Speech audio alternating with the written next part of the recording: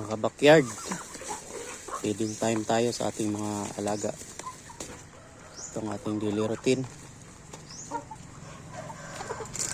Yan. Ito yung aking mga alaga, manok, pabo, may 2 pato.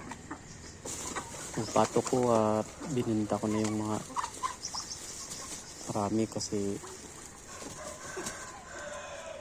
hindi na ako magparami ng pato kasi maramihin.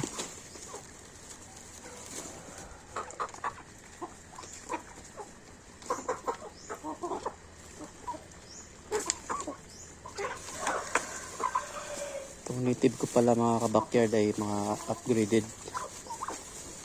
yung mga malalaki na mga native.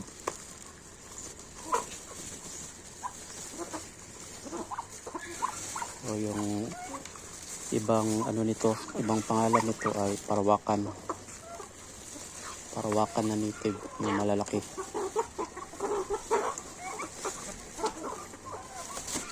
So wala akong darag. Yung darag, yung maliit yun na native. Sabi nila masarap daw ang karne ng darag. Sa akin malalaki. Meron akong nakahalong shamo. Ready to breed na rin ang shamo next month. Meron akong 5 babae na shamo. At yun, meron akong isang breeder na lalaki na nasa dulo.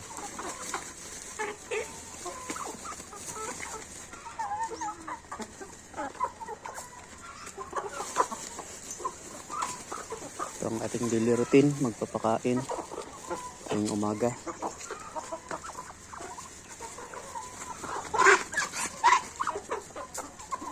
So sa isang linggo pinapakain ko sila ng isang feeds. Isang bisis lang sa isang linggo. Then sa ibang araw naman yung ipa or tahop ng mais. May halong mga gulay.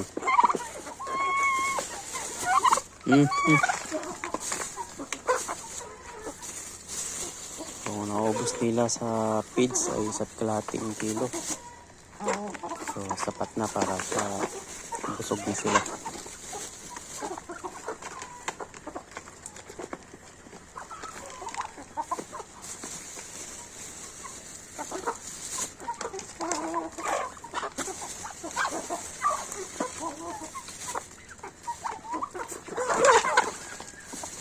Meron akong 3 pabo. Ay 4. 3 babae at 1 lalaki na pabo.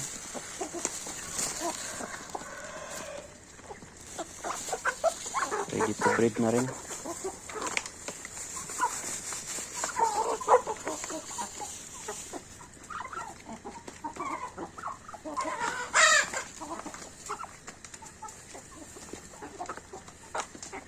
Yan ang ating mga alaga, mga kabakyard. Ito ang ating small backyard. Meron din akong bagong alagang rabbit, kuneho. Ipaparami din tayo ng kuneho. Kasi ang kuneho ay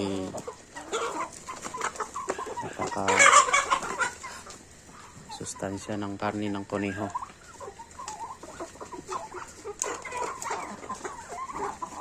Yan muna mga kabakyard ang ating vlog ngayong umaga.